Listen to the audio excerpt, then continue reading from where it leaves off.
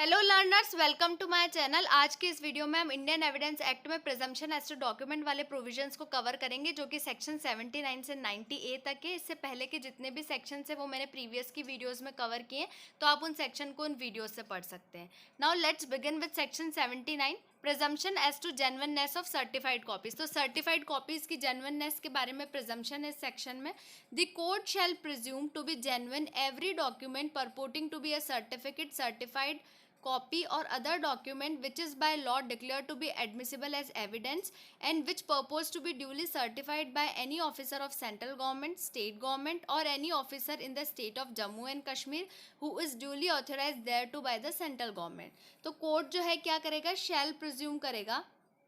कौन से डॉक्यूमेंट को शेल प्रिज्यूम करेगा? जो कि सर्टिफिकेट है, सर्टिफाइड कॉपी या अदर डॉक्यूमेंट है जिसको कि लॉ जो है क्या मानता है, एडमिसिबल मानता है एज ए एविडेंस। ठीक है, और ये सर्टिफिकेट, सर्टिफाइड और अदर डॉक्यूमेंट जो है ना वो ड्यूली सर्टिफाइड होने चाहिए। किससे?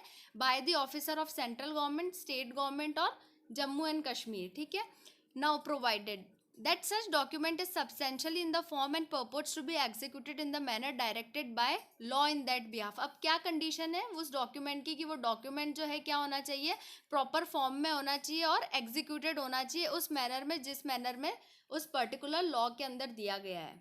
The court shall also presume that any officer by whom any such document purports to be signed or certified held when he signed it the official character which he claims in such paper। तो court क्या करेगा, इसमें भी शैल presume करेगा कि जिस officer ने उस पर साइन किया या उसको सर्टिफाइड किया उस वक्त उसने उस पोजीशन को हेल्ड कर रखा था, मतलब कि उस वक्त वो उस पोजीशन पे था। इसके बारे में कोर्ट शैल प्रिज्यूम करेगा। Now section 80, presumption as to documents produce as record of evidence. जो डॉक्यूमेंट ऐसे रिकॉर्ड ऑफ एविडेंस आते हैं उनके बारे में प्रिजम्पशन है।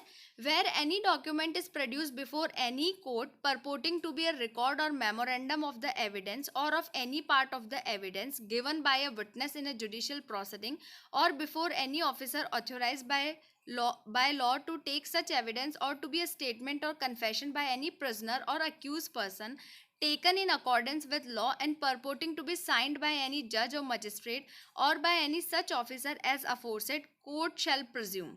तो इन सब के केस में कोर्ट क्या प्रिज्यूम करेगा वो देखते हैं। That the document is genuine, that any statement as to the circumstances under which it was taken purporting to be made by person signing it are true and that such evidence, statement or confession was duly taken. तो court presume करेगा कि ऐसा document genuine है, ऐसा statement, confession, ठीक है, और भी कुछ भी चीज़ की है तो वो सब क्या है, जेन्युइन माना जाएगा। क्योंकि वो किसके सामने दिया जा रहा है, जज और मजिस्ट्रेट के सामने या फिर कोई ऐसा पर्सन जो कि ऑथराइज बाय लॉ है टू टेक सच एविडेंस। ठीक है, तो इसलिए कोर्ट क्या प्रिज्यूम करेगा, शैल प्रिज्यूम करेगा और ये मानेगा कि हाँ ऐसे स्टेटमेंट, कन्फेशन और ऐसे एविडेंसेस जो हैं वो क्या है, ट्रू और जेन्युइन है। Now section 81, presumption as to gazettes, newspapers, private acts of parliament and other document। The court shall presume the genuineness of every document purporting to be the London Gazette or any official gazette or the government gazette of any colony, dependency or possession of British Crown, or to be a newspaper or journal, or to be a copy of private act of parliament of UK printed by Queen's printer, and of every document purporting to be a document directed by any law to be kept by any person if such document is kept substantial in the form required by law and produced from proper custody। तो इन सब के case में भी जो है court क्या मानेगा, shall presume मानेगा और उन डॉक्यूमेंट्स को क्या मानेगा, जेन्युइन मानेगा। ये सब सिर्फ याद करने के ही है, ये सिर्फ टाइटल बेस्ड है कि पूछ लिया जाता है कि gadgets, newspaper and private act of parliament और अदर डॉक्यूमेंट हुए तो बताओ ये शैल प्रिज्यूम है, मे प्रिज्यूम है या कॉन्क्लूसिव प्रूफ है। तो ऐसे करके इस पे से क्वेश्चंस आते हैं, तो ये सिर्फ याद करना ही पड़ेगा कि 79 में क्या बोला है, 80 में क्या बोला है, बाकी रेस्ट ऑफ द सेक्शंस में क्या क्या बोला है। 81 है, presumption as to gazettes in electronic forms. तो कोर्ट क्या करेगा, शैल प्रिज्यूम करेगा उनकी जेन्युइननेस की। ऐसी कोई ऑफिशियल गैजेट है तो उसकी क्या करेगा, कोर्ट जो है शैल प्रिज्यूम करेगा। बस इतना ही याद रखो। Now section 82, presumption as to document admissible in England without proof of seal और signature. When any document is produced before any court purporting to be a document which by the law in force for the time being in England or Ireland would be admissible in proof of any particular in any court of justice in England or Ireland without proof of seal or stamp or signature authenticating it authenticating it or of the judicial or official character claimed by person by whom it purports to be signed, court shall presume that such seal, stamp or signature is genuine and the person signing it held that character. ठीक है, तो ये क्या कह रहा है कि अगर कोई भी ऐसा डॉक्यूमेंट जो है कोर्ट में प्रूफ करने की बात आई और वो डॉक्यूमेंट जो क्या है इंग्लैंड और आयरलैंड का है, और वो डॉक्यूमेंट जो है अगर वहाँ के कोर्ट ऑफ जस्टिस में प्रूफ करना होता तो वो बिना सील और स्टाम्प की जेन्युइननेस देखे उसको प्रूव ऑलरेडी प्रूव माना जाता है। तो यहाँ पे भी कोर्ट जो है वो क्या करेगा, उसको शेल प्रिज्यूम ही मानेगा और उसकी सिग्नेचर, उसका सील, उसके स्टाम्प और सिग्नेचर की जेन्युइननेस के बारे में पता नहीं लगाएगा और वो उसको ऑलरेडी प्रिज्यूम करके चलेगा कि हाँ ये जेन्युइन है। ठीक है, तो इसके बारे में शेल प्रिज्यूम मानेगा। And the document shall be admissible for the same purpose for which it would be admissible in England और आयरलैंड, और वो डॉक्यूमेंट को सेम उसी वे में एडमिसिबल मानेगा जिस वे में कि वो इंग्लैंड और आयरलैंड में एडमिसिबल होते हैं। Now section 83, presumption as to maps or plans made by the authority of government. The court shall presume that the map or plan purporting to be made by the authority of central government or any state government where so made are accurate, but map or plan made for the purposes of any cause must be proved. तो court क्या करेगा, shall presume करेगा अगर कोई map और plan जो है वो किसने बनाया, सेंट्रल गवर्नमेंट या स्टेट गवर्नमेंट की अथॉरिटी के अंदर बना है, तो उसको कोर्ट क्या मानेगा, हाँ ये एकदम एक्यूरेट है और इसके बारे में शैल प्रिज्यूम करेगा। पर अगर कोई मैप और प्लान जो है किसी कॉज के लिए बनाया गया है तो उस कॉज को प्रूव करना ज़रूरी है। ठीक है, अगर उस कॉज को प्रूव कर दिया जाएगा तो कोर्ट शैल प्रिज्यूम कर लेगा। Now section 84, presumption as to collections of laws and reports of decision.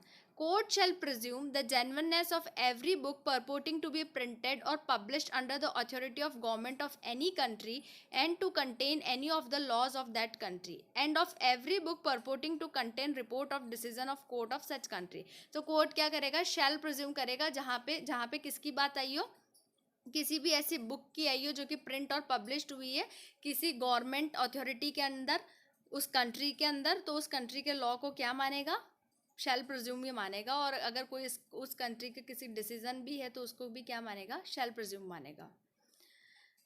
Now next section 85, presumption as to power of attorney. This is an important section. ये section भी पूछ लेते कि कौन से सेक्शन में जो है पावर ऑफ अटॉर्नी का प्रिजम्पशन दिया गया, तो section 85।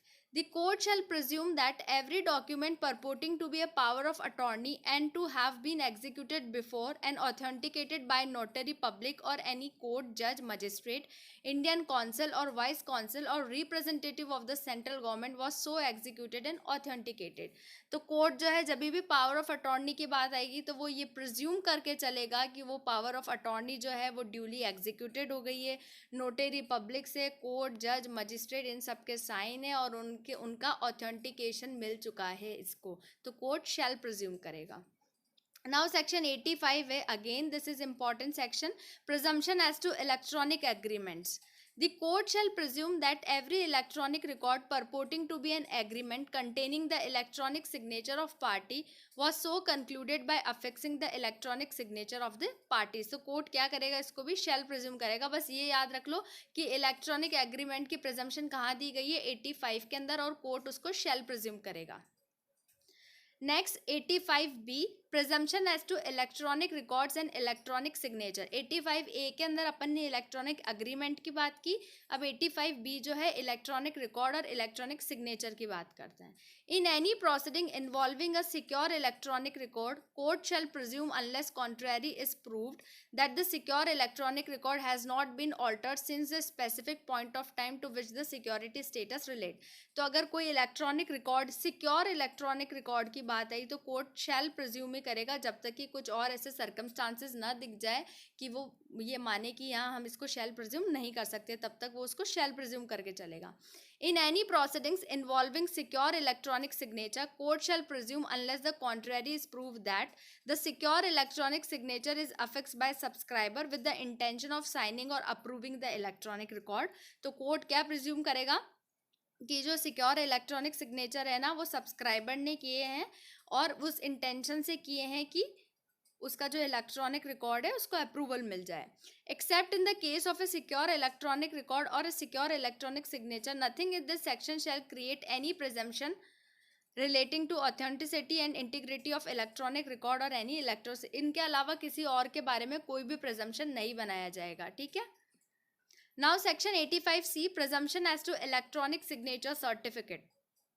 The court shall presume, unless contrary is proved, that the information listed in electronic signature certificate is correct, except for information specified as subscriber information which has not been verified if the certificate was accepted by the subscriber. तो court किसके बारे में shall presume करेगा कि electronic signature certificate जो है वो क्या है, करेक्ट है, ठीक है, उसकी जो पर्सनल इंफॉर्मेशन है उसको वो वेरीफाई नहीं करता है.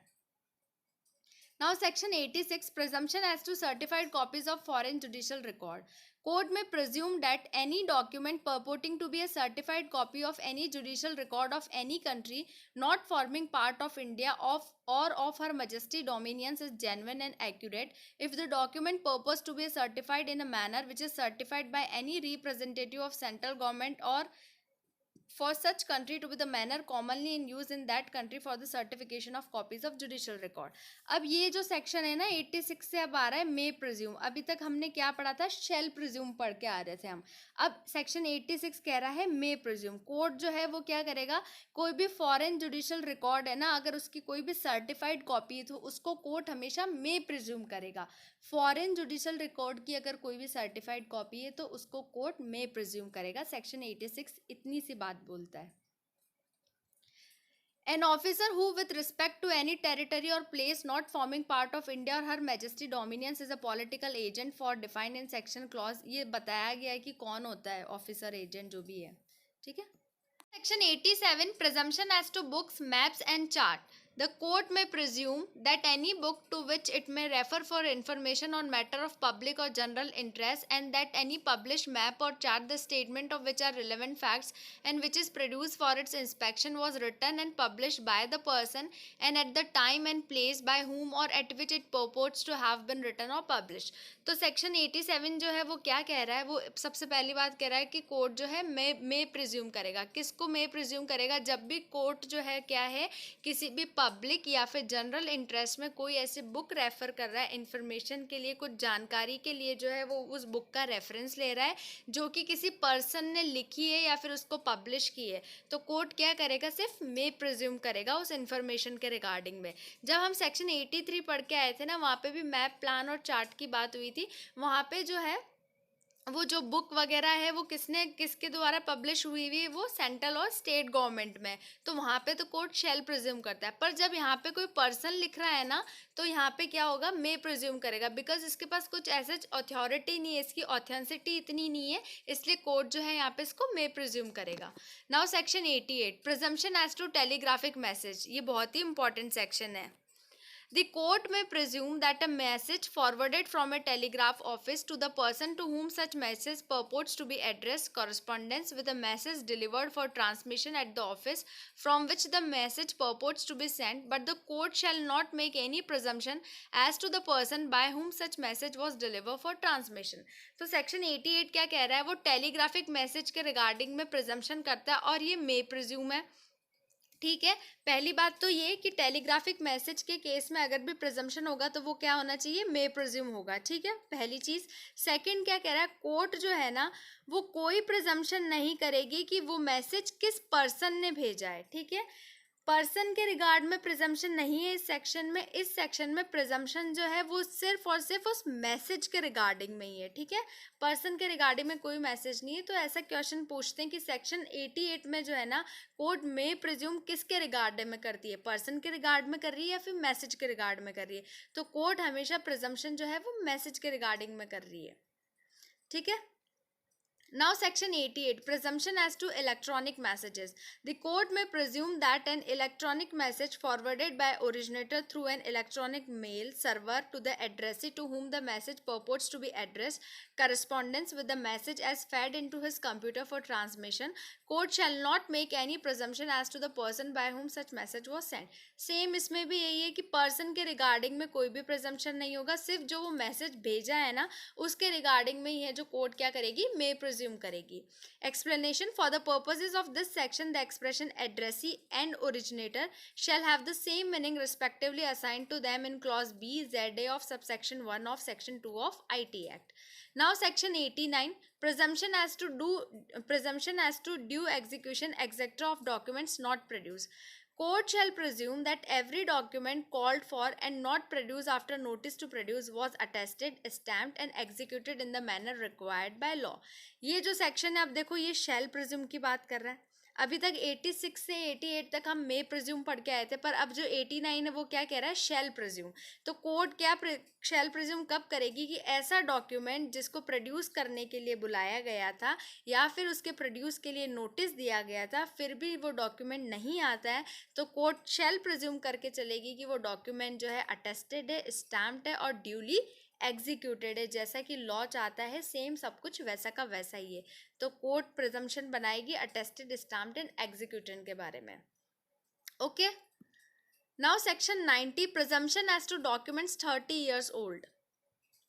वो डॉक्यूमेंट जो 30 ईयर ओल्ड है उसके केस में क्या प्रिजम्पशन है, where any document purporting or proved to be the 30 years old is produced from any custody which the court in the particular case considers proper, court may presume that the signature and every other part of such document which purports to be in the handwriting of any particular person is in that person's handwriting, and in the case of a document executed or attested, that it was duly executed and attested by the person by whom it purports to be executed and attested. तो court किस किस के बारे में मे presume करेगी, पहली चीज तो सिग्नेचर के बारे में करेगी, सेकंड उसकी हैंडराइटिंग के बारे में करेगी, और थर्ड जो है वो क्या करेगी, भाई ये ड्यूली एग्जीक्यूटेड और अटेस्टेड है. Now explanation. Documents are said to be in proper custody if they are in the place in which and under the care of the person with whom they would naturally be, but no custody is improper if it is proved to have had a legitimate origin or if the circumstances of particular case are such as to render such as origin probable. तो इसमें बताया गया है कि proper custody क्या होती है, कि उस पर्सन के पास कस्टडी जिसके पास उसकी कस्टडी होनी चाहिए और किसी कस्टडी को इम्प्रॉपर नहीं माना जाएगा, जबकि वो अगर वो पर्सन जो है वो प्रूव कर देता है कि इसका लेजिटिमेट ओरिजिन मतलब ये मेरे पास ही रहनी चाहिए थी ओरिजिनली, तो उस केस में भी जो है उसकी कस्टडी को प्रॉपर कस्टडी माना जाएगा. Now section 90A presumption as to electronic records 5 year old. जब हम डॉक्यूमेंट की बात कर रहे थे तो वो 30 ईयर ओल्ड था, लेकिन अब जब हम इलेक्ट्रॉनिक रिकॉर्ड की बात कर रहे हैं तो ये क्या है, 5 ईयर ओल्ड है. ये याद रखना, when any electronic record purporting or prove to be 5 year old, ठीक है, this is important, is produced from any custody which the court in particular case consider proper, court may presume that the electronic signature which purports to be the electronic signature of any particular person was so affixed by him or any person authorized. ठीक है, तो अगर कोई भी document 5 year old है तो court उसके electronic signature के बारे में क्या करेगा, मे प्रिज्यूम करेगा. नाउ द एक्सप्लेनेशन, वही प्रॉपर कस्टडी के बारे में एक्सप्लेनेशन है, सेम जो अभी अपन पढ़ के आए हैं 90 के अंदर. So that's all about presumption as to documents. अगर आपको कोई सेक्शन नहीं समझ में आया या फिर उसका कोई प्रोविजन समझ में नहीं आया तो आप मुझे कमेंट करके पूछ सकते हैं या फिर आप मुझे पर्सनली मेल भी कर सकते हैं. एंड येस, अगर आपको ये वीडियो इन्फॉर्मेटिव लगा हो, हेल्पफुल लगा हो, तो please do like, share and subscribe to my channel. Thank you so much.